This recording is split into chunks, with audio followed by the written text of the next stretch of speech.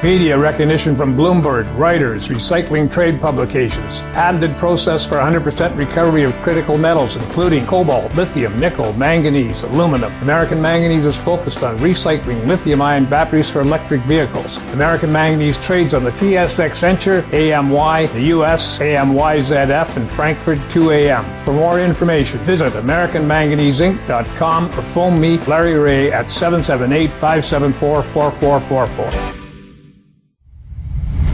You're listening to HowStreet.com radio, available online at TalkDigitalNetwork.com. Welcome to HowStreet.com radio, the online source for market opinions. Here is Jim Goddard. My guest is home ownership consultant Ross Kay from thewealthyhomeowner.ca. Welcome back to the show, Ross. And thanks for having me back, Jim. Ross, StatsCan was handed billions from the federal government to begin studying housing. This week, they came out with another report, this time about home values and the home buyer amount tax credit.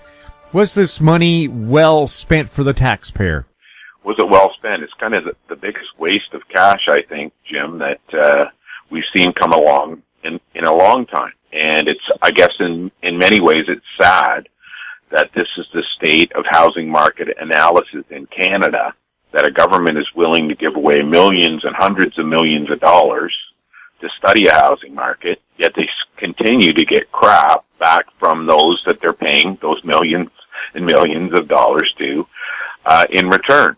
The study you're quoting in particular was a study they just handed down. It's on the StatsCan website right now, and they were trying to make some kind of a comparison between properties values and the amount of the home buyer amount. I just hate the term home buyer amount, but that's that tax credit for first time buyers. What they did in the study was, as is in typical fashion of pretty much every housing analyst in Canada, they're comparing apples to oranges and oranges to cherries. They're not comparing apples to apples. And this report just epitomizes all of the falsehoods the Canadian public has been false-fed for decades. And I will explain it this way. What they did was they took the assessed value of properties in Vancouver and Toronto, other places too, but I'm just going to use those two places. They also used Halifax.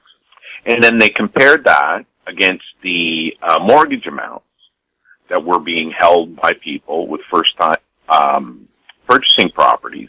And they're looking at what percentage of the buyer's sales use the home buyer tax credit. They went from this study, they started to come out with these conclusions based on the price of the property, the mortgage amount that was taken out, the amount of the home buyer credit, and the income level of the people who were buying the houses. And they came up with these what we would call ludicrous review points of the housing market. They're ludicrous for this reason. Property tax assessments, the values they used on the property were not the selling prices of the property. They were using the assessed value of the properties from your local tax authority, which BC eValue, and in Ontario there's the NCAP. These two provinces assess properties totally different on totally different time frames, rendering this entire report a fraudulent fabrication because they misused the data. In British Columbia, your property tax assessments are basically trailing the housing market by about a year. Okay, you're trailing the housing market by about a year. But those assessments are updated every single year. In Ontario, those assessments are updated every 4 years. It takes another 4 years for the full amount of any change in value to be included in the property tax assessment. What that means is this report from StatsCan, which the government paid tens and hundreds of millions of dollars to get, was rooted in 2018. That meant the assessments they were using in British Columbia were effectively 2017 assessments, meaning the corrected housing market hadn't been recorded by BCE value. And in Ontario, they were basically using assessments, partial assessments from 2 years earlier, way back in 2015, which is how the property tax was assessed most recently in Ontario.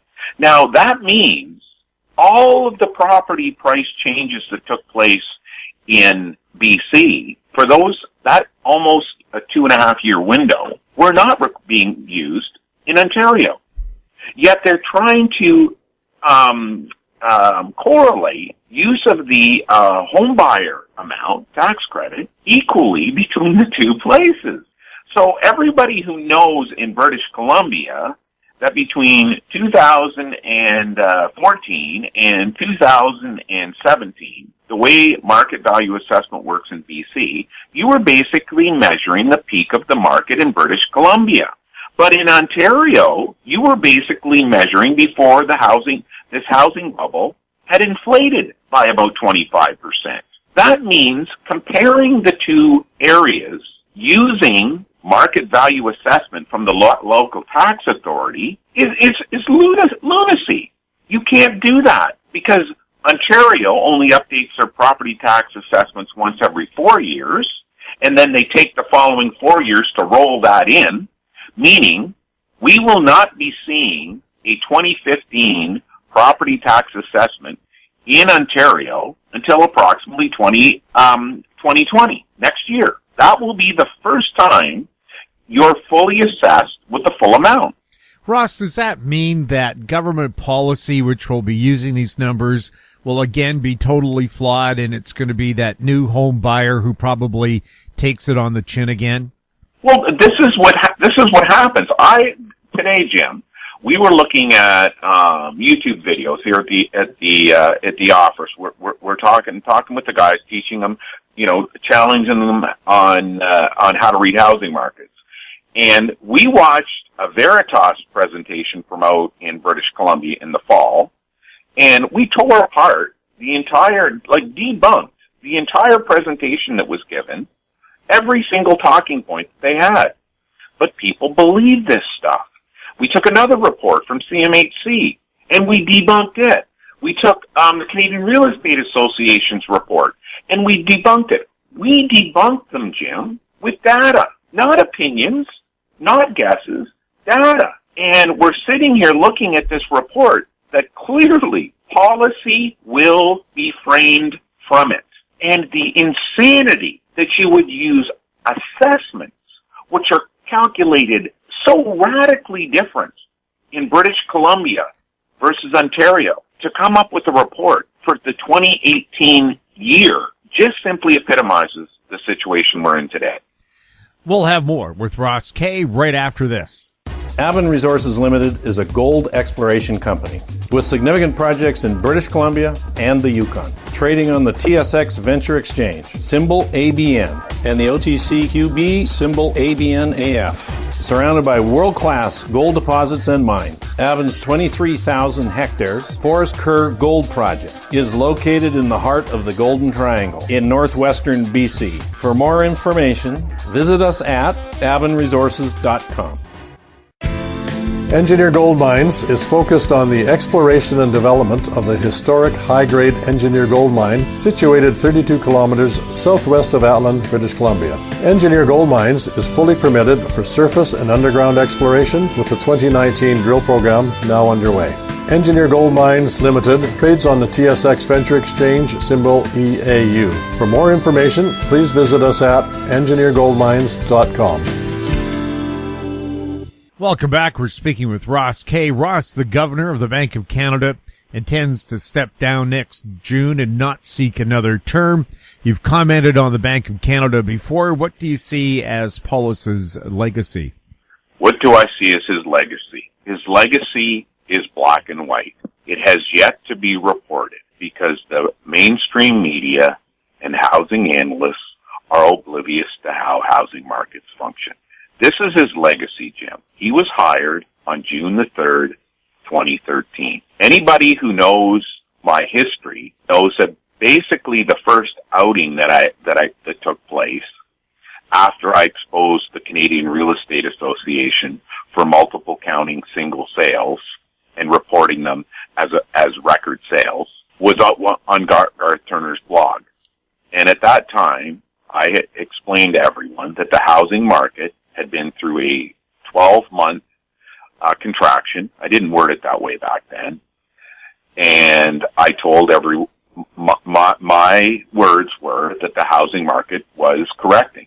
We had never recorded on the May 24th weekend in 2013, the housing market, the things that we measure being as low as they were. It was the signal that the correction was going to take place.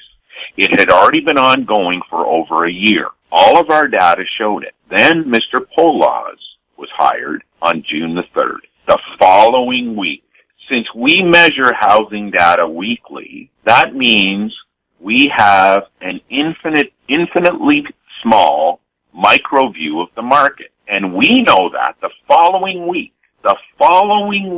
is when the current housing bubble took off. This is not debatable. Our data shows within 1 week of Mr. Polos being hired, the Canadian banks, in typical Canadian banking fashion, took aggressive moves against a new governor. Those moves caused a slight delay in the ongoing correction way back in 2013. Had that been left alone, had that correction been allowed to work its way through, had the for sale by owners not been started to be included in July's data of 2013 by the Canadian Real Estate Association, there would have been no positive spin to the market. But after Mr. Polos' hiring, the Canadian Real Estate Association, with their for sale by owners being included for the very first time, of any kind of magnitude, by the way, on July of 2013, a positive housing market was presented to the public. At the same time, the housing market was still correcting. Mr. Polos didn't know that the Canadian banks were going to play with interest rates, which they immediately started doing. The rest, they say, is history, because Mr. Polos has been manipulated by the Canadian Bankers Association, in our opinion, so carefully that Mr. Polos himself, along with his buddies at the Canadian Real Estate Association, is 100% responsible for the Canadian housing bubble that we have today. Because on the next week, 1 week after he was put into his position as the governor of the Bank of Canada, Canada's housing market reversed. There was nothing that we could do at that time to stop it. There was nothing that we could do to debunk everything that you would have read in the news that fall. The banks were totally in the let's get as much mortgage debt as we can. Organized real estate was let's get this housing market going as quickly as we can. And Mr. Polos was oblivious to what happened. Mr. Polos will be leaving in June of 2020. That is 7 years later. He has stated he will not be asking to get his term renewed. What that means is he will be leaving the greatest housing correction, like it's already happened. The greatest housing correction in Canadian history has already happened. Anyone who does not understand single detached homes in Vancouver dropping by $1 million plus is not the single greatest house price correction in history, is oblivious to the facts.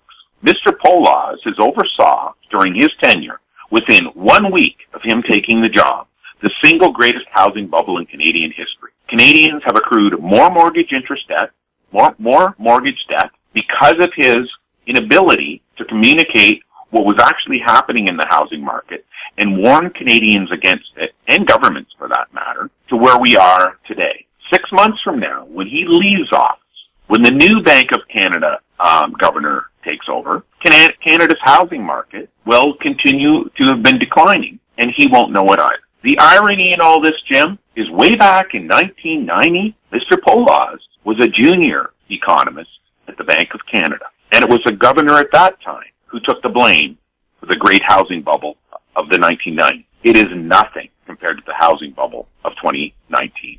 Do you think he'll take credit for this bubble? Look, the data will be out by that time, Jim. When we have the data at this granular of level, that by the week, we're measuring the housing market. And these are almost straight lines, the way that we measure a housing market, Jim. A week after his hire, this housing market went from a correcting housing market, a nice, quiet, reasonable correction, to what, world economists say we have the worst mortgage debt-to-income ratio in the world over the next 7 years. History will not look kindly on him. They can go around winning these awards. They can go around patting each other in the back. They can go around in their own la land of belief. The data shows exactly what his legacy is. We'll have more with Ross Kay right after this. Cypress Development Corp. is developing a world-class lithium resource in the heart of Clayton Valley, Nevada. The size of the resource makes the Clayton Valley project a premier asset with the potential to impact the future of lithium supply. Cypress Development Corp. trades on the TSX Venture Exchange, symbol CYP, the OTCQB, symbol CYDVF, and on Frankfurt, symbol C1Z1. For more information, please visit our website, cypressdevelopmentcorp.com. Don't miss out. Stay informed. Receive the HowStreet.com weekly recap with thought-provoking podcasts, radio, and articles delivered to your inbox. Sign up for the HowStreet.com weekly recap on our homepage at HowStreet.com. Welcome back. We're speaking with Ross Kay. Ross, a listener emailed us saying they're hearing rumblings that BC assessments will be down 10 to 15% when they're released in January. Does this align with your data on BC home prices? Sure. Yeah, perfectly. The spread is actually going to be substantially wider than that, because the way that the BC assessments is done, the way that the weighting of sales takes place in terms of what month they were predominantly occurring in, really means that this year's update was recording 2018. It wasn't recording 2019 by any margin. I understand they say, oh, well, it's the most recent sales up to July of 2019, and we're going to use... No. You're looking at the tail end of 2018, because it is all of those sales, not just the ones that took place in July, but the sales over the July of 2017, July 2018, right on through till July of 2019. So that means these assessments are still not recording the actual house price declines that have taken place. But just leave this. If these assessments come in at, even as this listener has suggested, 10 to 15%, that will be the greatest wealth decline in the history of British Columbia. There will have been no time on record, maybe the Great Depression. I can't make comment on that. There's not housing data there's not home ownership wealth data from back then. This will be the greatest wealth decline in the history of British Columbia. At the same time, they're going to be raising property tax. I don't know if there's been any time in history where property taxes went up in a correcting housing market. I don't know. That one I can't give an honest answer to. What I can give an honest answer to is, if BC assessments in general are down 10 to 15%, that means British Columbia homeowners have lost the most wealth they have ever lost. There is no decline in the stock market that has wiped out the wealth that this correcting housing market is wiping out. Now, you can say all you want about, well, prices were too high. I don't disagree with you. It was based on fraudulent claims by people unqualified to comment about a housing market that said housing prices were really going up that as high as they were, when they weren't. A few select homes were selling each month, and arbitrarily, people who do not understand how housing markets work, economists, realtors, politicians, were claiming all houses were going up that amount, which is just absurd. If an extra 2 times the number of houses were listed for sale, you never would have saw those kind of price increases. If the sales chain hadn't gotten as long as it would, you never would have seen those sales increases. If that first-time buyer credit in BC wasn't brought in 2017. That suckered in all those young Canadian families to buy condos. That never would have happened. That extra blip. Remember the extra blip? Oh, the housing market in 2018, it's starting to stabilize. It's starting to recover. And then what happened? Magically, sales fell off again because they don't understand how the sales chain works. If you hear BC property assessments are down 10 to 15%, that means they're basically recording 2018. You still have another year of price declines that have already happened yet to be reported. It is the single greatest wealth decline in the history of British Columbia. Our data is irrefutable, meaning we could have anyone come and look at the data and it would withstand any kind of critical scrutiny they would apply to it. Ross, yesterday we learned that the maximum non-taxable income limit will be raised to $15,000 by 2023. That's your personal exemption before you have to pay federal income tax. We're being told it will return about $300 to a taxpayer, and about 1 million Canadians won't pay any income tax at all because they don't make any money. What kind of a tax policy change do you think this will mean to most Canadian families? And why is it going to take so long? Why can't they do it right now? Well, Jim, I just think that voters need to pull back the mask that is being placed on this conversation. What we have is a federal government who came out and told millennials, young Canadians, that they are accepting an extra 1 million Canadians will be earning less than $15,000 a year by 2023. They are accepting it. Not only are they accepting it, they feel so bad about it, they're going to give them a few crumbs, $300. Now, don't get me wrong. $300 is a lot of money. But when you look at the alternative, it's crumb. Why is the government not enacting policy that raise the income of the lowest income earners in this country? Why is the government not getting them a $1 an hour raise? Which if you work 2,000 hours a year means you would earn $2,000 more instead of the $300 they want to give you. They're bragging about it. They're bragging about giving you crumbs instead of raising the income level of Canadians. They are so incompetent at their jobs. And I'm going across all parties. I am not picking the minority liberals or the liberal government of the last term. I am saying all parties.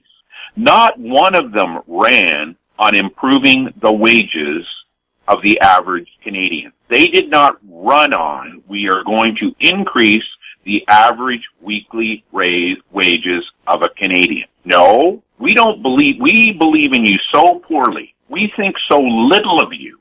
We believe 4 years from now, an extra 1 million of you will not even earn 1/2 the annual minimum wage in the province of Ontario. An extra 1 million Canadians will not earn 1/2 the annual minimum wage in Ontario. That's how little they think of you. There should have been, when we talk about not having the tar sands, the oil sands pumped out, there's nothing wrong with being responsible and green and over a long haul having a plan to reduce greenhouse emissions. I am a believer myself, Jim, in a net zero home. I do not believe we should be building any homes in Canada that are going to increase greenhouse emissions that are not net zero. I don't believe it. The technology is available. I believe people should have a home with a backyard if that's their choice, so they can have a garden, so they can grow their own fruits and vegetables, so their kids can run outside and be be healthy if that's their choice. That's what I believe. That is a green lifestyle to me.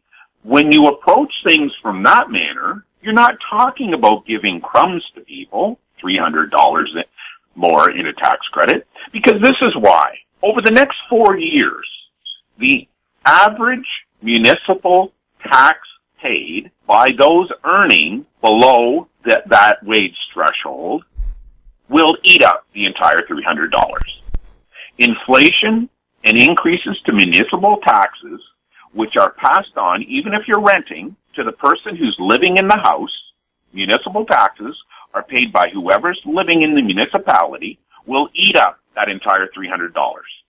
You're going to be in the hole. So what the government is saying, they're saying 4 years from now, you are going to be in a worse state financially than you are today. That's what they're admitting to in this policy. I'm asking, why didn't they come out and say, over the next 4 years, we want to raise the average hourly earnings by $1? That's what our goal is. You know something? Because if they did that, not only would they not be creating a larger debt for our country, because obviously, currently, we are in a deficit every single year.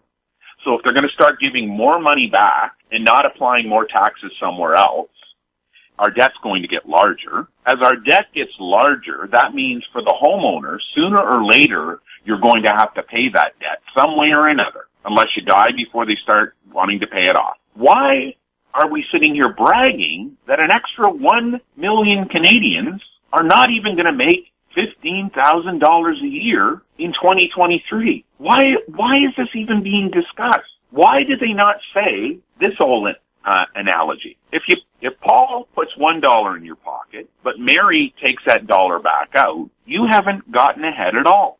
If the federal government puts $300 in your pocket, but the BC or the Vancouver municipal, the city, takes that $300 back out, you're no further ahead. Well, in fact, they're going to increase utility taxes or fees in Alberta by that exact amount. That's before you pay the 8.2% property tax hike. Correct.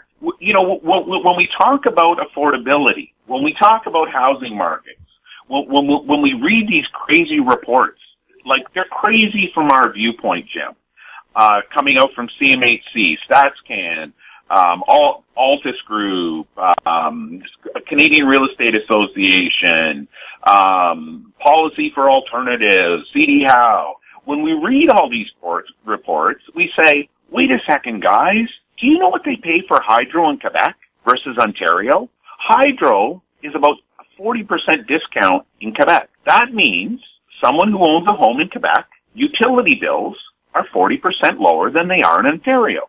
That means your spendable income, after-tax income, is higher.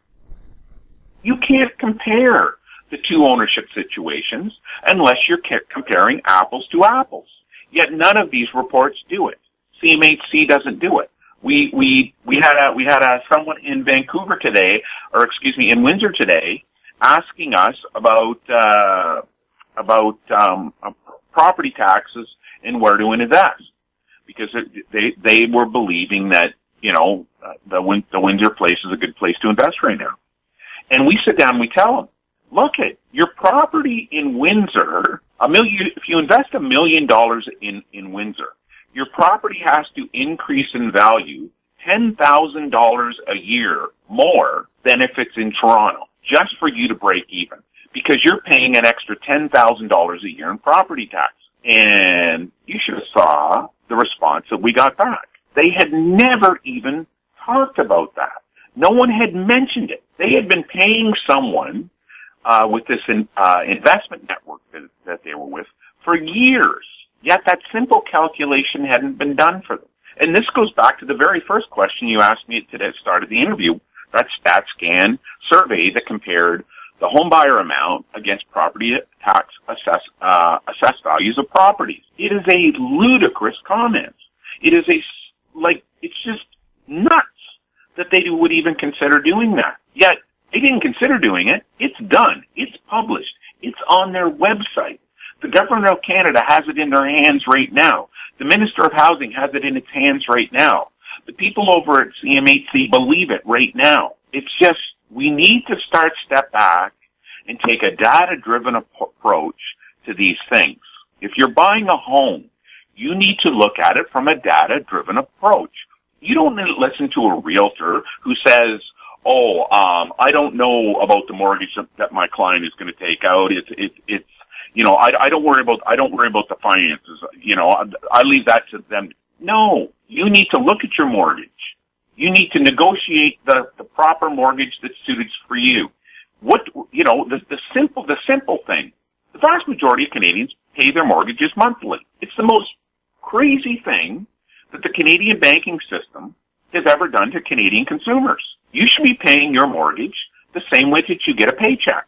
If you're paid every 2 weeks, your mortgage should be paid every 2 weeks. If you're paid every week, your mortgage should be paid every week. If you're paid every month, your mortgage should be paid every month. It should be paid the exact same day or the day after you're paid. That way, you never get into any trouble. That way, you can do an effective budget on your life, because you know how much money is left over after your house is paid for, after those payments, because those payments are automatically coming out. You shouldn't have to work on a 28-day period one time, a 30-day month the next, a 31-day the month the next, when you're getting paid biweekly. It just doesn't make any sense. The only one who profits from this are the banks and the realtors and anybody who can take advantage of you financially by giving you bad advice. What the government of Canada should have said yesterday was, it is beyond our belief that a couple of million Canadians are not earning $15,000 a year, that the average wage, real wage of a Canadian has not increased in decades. It is our goal as a government to increase the quality of life of all Canadians. The only way we can do that is by raising your income. If that means we need to build pipelines so that over the next 5, 10, 15 years, we can raise the wages across this country, then we need to do it. If that means that we need to quit buying goods from China and instead start manufacturing cars in Ontario, we need to do it. If it means we need to put a battery plant in British Columbia and get, Ballard Energy up and running better than what it is, that's what we need to do. We need to put solar panels on all Canadian homes. Solar panels that are manufactured in Canada. These are simple solutions when you sit back and look at it the way that we look at it. We look at it that Canada, as a nation, has a trade deficit. Canadians have to pay for that deficit somehow. The only way they can pay for it is by taking on more debt. Whether it's the government taking it on, the federal, the provincial, or you yourself, it has to be assumed somewhere. We need to get this country back into a trade surplus. The only way we do that is by building things, exporting things. If we believe we are going to be a service economy, it's probably not really going to happen. And maybe, Jim, the politicians know that the game is up, and they're throwing in their towel, and they're throwing in $300 to try to get you to vote for them a year, 2, 3, 4 years from now. Instead of gambling, risking it all, telling you the truth, we're going to try to get you a raise of $2,000, maybe 4, maybe 5. By the way, just as an offset, hasn't the median income in the United States of America over the last 4 years gone up $5,000? How come Canada's hasn't? How come Canada's hasn't? Our population is being harmed. Don't accept $300 worth of crumbs from our federal politicians. Demand a $2,000 raise. Ross, thank you so much for chatting with us. Thanks for having me on, Jim. My guest has been home ownership consultant Ross Kay from the wealthyhomeowner.ca. If you have any questions for Ross, you can send them to info@housestreet.com. Find us on Twitter @HouseStreet, our YouTube channel, Talk Digital Network. We're also on Facebook @Talk Digital Network. I'm Jim Goddard. Thanks for listening.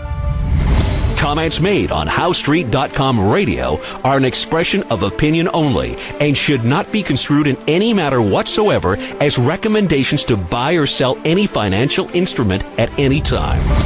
Available online at TalkDigitalNetwork.com. HouseStreet.com radio is a production of House Street Media Incorporated.